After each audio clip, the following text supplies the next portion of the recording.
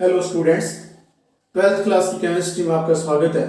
हम लेसन पढ़ रहे हैं सॉल्यूशन और उसमें हमारा आज का टॉपिक है वांट हाफ गुणांक आई और आयनन की मात्रा अल्फा में संबंध।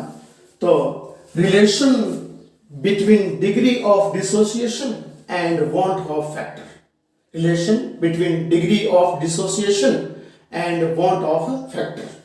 तो आई वांट ऑफ गुणांक है, आयनन की मात्रा अल्फा है, इसमें हम संबंध ज्ञात करेंगे और ये एक डेरिवेशन है और इस डेरिवेशन पर आंकिक प्रश्न हमारे एग्जाम में पूछे हुए हैं। तो पहले मैं बताता हूं वांट ऑफ गुणांक क्या है। हमने जिक्र किया था कि किसी विलयन में और जो विलेय कण होते हैं, अगर उन विलेय कणों का आयनन या संगुणन होता है, आयनन यानी डिसोसिएशन, संगुणन यानी एसोसिएशन होता है, तो फिर उस सॉल्यूशन में, उस विलयन में और उन कणों का जो अणुभार है वो वास्तविक अणुभार से या तो कम हो जाता है या ज्यादा हो जाता है। उन विलेय कणों का उस विलयन में अणुभार वास्तविक अणुभार से या तो ज्यादा हो जाता है या कम हो जाता है, जिसे असामान्य अणुभार कहते हैं। और असामान्य अणुभार को ज्ञात करने के लिए वॉन्ट हॉफ ने एक फैक्टर दिया जिसे वॉन्ट हॉफ फैक्टर यानी वांट ऑफ गुणांक आई कहा गया। तो आपसे पूछे कि वांट ऑफ गुणांक आई क्या है, तो आप बोलोगे कि किसी विलयन में उपस्थित विलेय कणों को जब मिश्रित किया जाता है तो सॉल्यूशन में अणु संख्या गुणधर्मों के कारण उसके अणुभार में और सामान्य या असामान्य की कमी या वृद्धि होती है, जिसे ज्ञात करने के लिए और वॉन्ट हॉफ ने एक फैक्टर दिया जिसे वॉन्ट हॉफ गुणांक कहा जाता है। तो हम शुरुआत करते हैं कि हमें मानना पड़ेगा कि विलयन में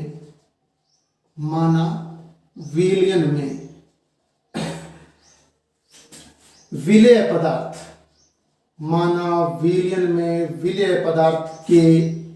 विलेय पदार्थ के घुले हुए मोल, विलयन में विलेय पदार्थ के घुले हुए मोल आप बोल देना ए। कुछ भी मान सकते हो, एक्स वाई जेड, जो भी आपकी मर्जी है। कि विलयन है, सॉल्यूशन है, उसमें आप जो सॉल्यूट मिला रहे हो, उस सॉल्यूट के जो घुले हुए मोल हैं उनकी संख्या में ए मान लेता हूं।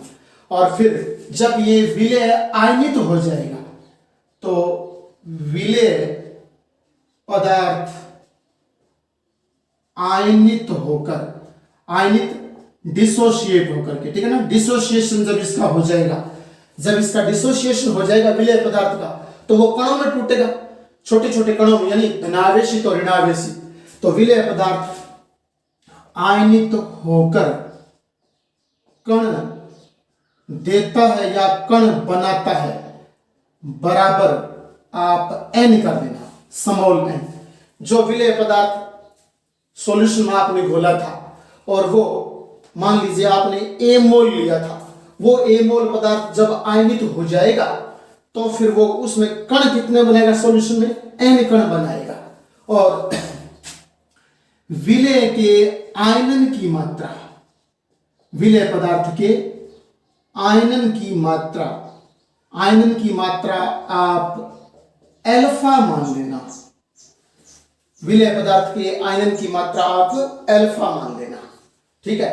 अब देखना आप एक समीकरण, जैसे आपने ये ए मोल है, उसके घुले हुए मोल मतलब ए है पदार्थ की, तो आपने वो ए मोल लिए थे, तो ध्यान देना मैं यहां यूं लिखता हूं, ए मोल आपने उस पदार्थ के लिए थे और वो ए मोल जब आप उस सॉल्यूशन में डाल रहे हो तो वो ए मोल किस में कन्वर्ट हो जाएंगे, बी में। और ये ए मोल कितने कण देंगे, एन कण देंगे, ये तो आप जानते ही हो। जैसे मैं CaCO3 को तोड़ूं तो CaO और प्लस CO2 बनते हैं। तो ध्यान दीजिएगा, जो आपने मूल पदार्थ लिया है तो उससे जब उत्पाद बनेगा तो उत्पाद तो भी नहीं बनेगा। तो यहां मैंने मोल आपके ए लिया है, ठीक है ना, ए मोल, तो वो जब आप सॉल्यूशन में डालोगे तो वो अलग ही बनाएगा, अर्थात टूट करके, और यूं मान लेता हूं बी बनाता है, यानी जो क्रियाकारक होता है वो यहाँ उत्पादों में कन्वर्ट हो जाता है। तो क्रियाकारक फिर उस सॉल्यूशन में सेम तो नहीं रहता, सेम तो नहीं रहता, बदल जाता है। जैसे ये बदल गया इनमें, तो ए किस में कन्वर्ट हो गया, ए बदल गया बी में। और ए के कितने मोल, जैसे सपोज कीजिए इसका आपने 1 मोल लिया था, ठीक है ना, 1 मोल लिया, और आगे 1 मोल ये बन गया और 1 मोल ये बन गया। बात समझ आ रही है? तो 1 मोल मैं बोलूंगा कि आपने इसका 1 कण लिया था और 1 कण लिया तो इसके 2 कण बन रहे हैं, तो इसका यहाँ 1 कण है और 1 कण से n कण बन रहे हैं। आ रही बात समझ में? तो आप थोड़ा सा इसको ध्यान में रखना। अब उसके बाद आप ये लिखोगे नीचे कि प्रारंभ में मोल, यानी जब आप एक्सपेरिमेंट शुरू कर रहे हो, प्रारंभ में मोल किसके, जब आप एक्सपेरिमेंट शुरू कर रहे हो उस समय ए के, तो आपको पता है यहां ए के पास 1 लगा है, तो यहां 1 मोल की प्रारंभ में इसके मोल कितने, 1 मोल काम में लिया आपने प्रारंभ में। और एक बात बताइए, जब आपने इसको विलायक में डाला ही नहीं, विलायक में डाला ही नहीं, तो 1 मोल आपके पास था, विलायक में आपने डाला नहीं, तो फिर ये तो बनेगी नहीं। जब आप विलायक में डाल दोगे इसको तो ये बनेंगे, तो ये बनेंगे। जैसे सपोज कीजिए आपने नमक लिया, ठीक है ना, आपने नमक अपने हाथ में ले रखा है, हाथ में ले रखा है, तो इसका 1 कण है, और यानी यूं बोलूं मैं कि इसमें प्रारंभ में इसकी मोल मात्रा 1 है, ठीक है। और जैसे ही इस नमक को आप विलायक में डाल दोगे तो फिर आगे क्या बनेंगे, तो Na+ बन जाएगा और Cl- बन जाएगा। जब इसको विलायक में डाल दोगे तो ये बनेंगे। तो आपके पास प्रारंभ में ये है 1 मोल, तो प्रारंभ में आपके पास 1 मोल ये है। जब तक आपने विलायक में इसको नहीं डाला है तब तक ये तो नहीं बनेंगे, तो ये 0 मोल। प्रारंभ में जब आप एक्सपेरिमेंट शुरू कर रहे हो और तब इसके 1 मोल है और ये उस समय बने ही नहीं है, तो ये 0 मोल है। और अब आप लिखोगे, जब आप इसको जैसे ही सॉल्यूशन में डाल दोगे तो कहने का अर्थ इसका आयनन हो जाएगा।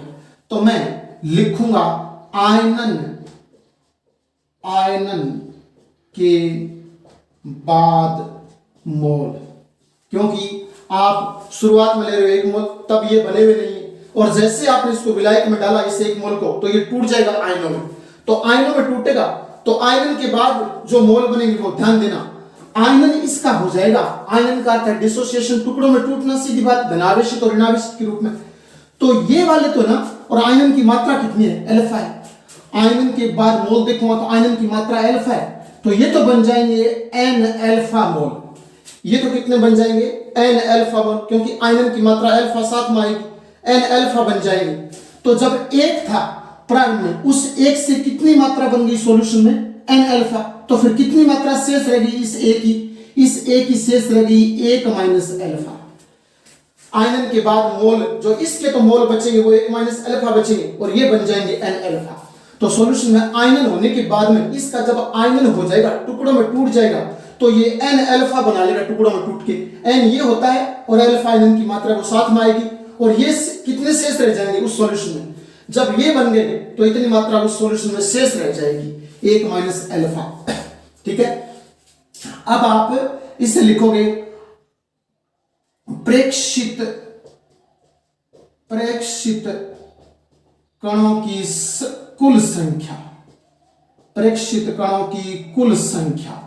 तो कुल संख्या आप ध्यान देना, जैसे प्रेक्षित कण यानी एक्सपेरिमेंट वाले को बोलते हैं प्रेक्षित, एक होता है सैद्धांतिक। सैद्धांतिक तो जैसे सूत्र देकर आप बताते हो, जैसे मैंने लिखा है A, तो एक प्रकार से किसी यौगिक का सूत्र मान लेता हूं A, इसका 1 मोल है, 1 मोल है, ये तो मेरे को दिख रहा है सूत्र के अनुसार 1 मोल है, ये सैद्धांतिक है।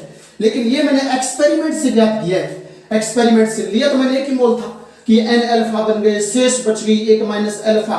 तो ये मेरे को प्रेक्षित हो रहा है, ये मैं ऑब्जर्व कर रहा हूं, और ऑब्जर्व करने के बाद में मेरे को क्या दिख रहा है, कुल मोल कितने दिख रहे हैं, 1 - अल्फा भी दिख रहा है और N+N भी दिख रहा है। तो मैं कुल आपके प्रेक्षित कणों की संख्या लिखूंगा 1 - अल्फा प्लस N। प्रेक्षित कणों की कुल संख्या 1 - अल्फा प्लस N, इनको जोड़ दूंगा। यानी कहने का अर्थ क्रियाकारक और उत्पादों में टोटल आपको योग करना है आयनन के बाद कणों की संख्या को देख करके। और अब थोड़ा सा इसे एडजस्ट कर लीजिए, 1 minus alpha plus n alpha है, तो आप इसे लिख सकते हो 1 प्लस अल्फा और एन माइनस 1। आप इसे 1 प्लस अल्फा एन माइनस 1 लिख सकते हो पक्षांतरण करके। आप इस प्रकार से इसको लिख दोगे। ये आ गई प्रेक्षित कणों की कुल संख्या, प्रेक्षित कणों की कुल संख्या। अब एक बात बताइए आप मेरे को, इसमें प्रेक्षित कण हमने ले लिए, अब बारी आती है सैद्धांतिक कणों की। सैद्धांतिक कण कितने दिख रहे हैं? सैद्धांतिक कण क्रिया कारक के सूत्र को देखकर बताया जाता है। सैद्धांतिक कणों की संख्या जब भी आपसे पूछे तो कोई सामान्य समीकरण दी हुई है, उस समीकरण में जो क्रिया कारक है उसके मोल देख लीजिए, क्रिया कारक का एक ही मोल है, तो वो हो गया सैद्धांतिक कणों की संख्या। तो आप यहां नीचे लिखोगे सैद्धांतिक कणों की संख्या, सैद्धांतिक कणों की संख्या, और सैद्धांतिक कणों की संख्या बराबर 1। मुझे एक ही मोल नजर आ रहा है, यानी इसके यहां 1 लगाए तो वही होता है प्रारंभिक मोल, वो यहां 1 आ गया। अब उसके बाद में हम एक सूत्र लगाते हैं, ठीक है ना, वांट हाफ गुणांक बराबर, अगर आपको याद आ रहा है तो हम लिखते हैं वांट हाफ गुणांक आई बराबर प्रेक्षित कणों की संख्या, प्रेक्षित कणों की संख्या बटे में सैद्धांतिक कणों की संख्या, प्रेक्षित कणों की संख्या बटे में सैद्धांतिक कणों की संख्या। प्रेक्षित कणों की संख्या देखिए कितनी है, प्रेक्षित कणों की संख्या है 1 plus alpha into n minus 1। तो मैं ऊपर की तरफ तो क्या लिखूंगा, 1 प्लस अल्फा और एन माइनस 1, ये गुणा में लगा दूंगा। नीचे सैद्धांतिक कणों की संख्या, सैद्धांतिक कणों की संख्या यहाँ 1 है तो लगा दूंगा नीचे 1 लगा दूंगा, और ये सारा कुछ आई के बराबर है। किसके बराबर है? आई के बराबर है। अब इसे वज्र गुणा कर लूंगा, तो वज्र गुणा करूंगा तो हमें तो निकालना है, आई तो हमारे पास दी है, आई की मात्रा तो ये ऑलरेडी पहले दी हुई है, हमें तो अल्फा और निकालना है, तो फिर आई और अल्फा में संबंध आ जाएगा। आई तो हमारे पास आ चुका है, आई की वैल्यू तो ये हो जाएगी, लेकिन अल्फा की ओर निकालते हैं तो इसमें अल्फा दिया हुआ है, ये रहा अल्फा, इस अल्फा को निकालूंगा तो आप इसको वज्र गुणा करके जब निकालोगे तो अल्फा बराबर, आप ध्यान देना, आई माइनस 1 बटे में एन माइनस 1। अल्फा बराबर क्या हो जाएगा, अल्फा बराबर निकालोगे तो आई माइनस 1 और बटे में एन माइनस 1, ये आयनन की मात्रा आपके अल्फा और वांट हाफ गुणांक आई में संबंध है। याद रखना alpha is equal to I minus 1 upon n minus 1। और इस पर आंकिक प्रश्न पूछे गए, डेरिवेशन नहीं पूछा गया कभी, लेकिन आंकिक प्रश्न बहुत बार पूछे गए हैं। तो आप ध्यान में रखना, वांट हाफ गुणांक आई की वैल्यू दे देगा तो आयनन की मात्रा पूछ लेगा, आयनन की मात्रा दे देगा तो वांट हाफ गुणांक आई का मान पूछ लेगा। इस प्रकार से और इस पर आंकिक प्रश्न पूछे जाते हैं, थोड़ा सा ध्यान में रखना। वांट हाफ गुणांक आई और आयनन की मात्रा अल्फा में संबंध पर आधारित आंकिक प्रश्न पढ़ते हैं जो कि हमारे एग्जाम में पूछे गए हैं। तो आंकिक प्रश्न है, देखिए गौर से, K4 FeCN6 एक संकुल यौगिक है, इसमें संकुल का निशान लगा है, संकुल यौगिक है, जिसे आप बोलोगे पोटेशियम हेक्सासाइनोफेरेट, पोटेशियम हेक्सासाइनोफेरेट, ठीक है ना। और इसका 0.1 मोलर विलियन, इस संकुल यौगिक का 0.1 मोलर विलियन 27 डिग्री सेंटीग्रेड ताप पर 46% आयनित होता है। एक यौगिक दिया है, इस यौगिक की एक मात्रा दी है, वो हमें दी है 0.1 मोलर सॉल्यूशन, यानी इसका इतना सॉल्यूशन बना हुआ है और 27 डिग्री सेंटीग्रेड ताप पर वो 46% आयनित होता है, आयनित होता है। तो विलयन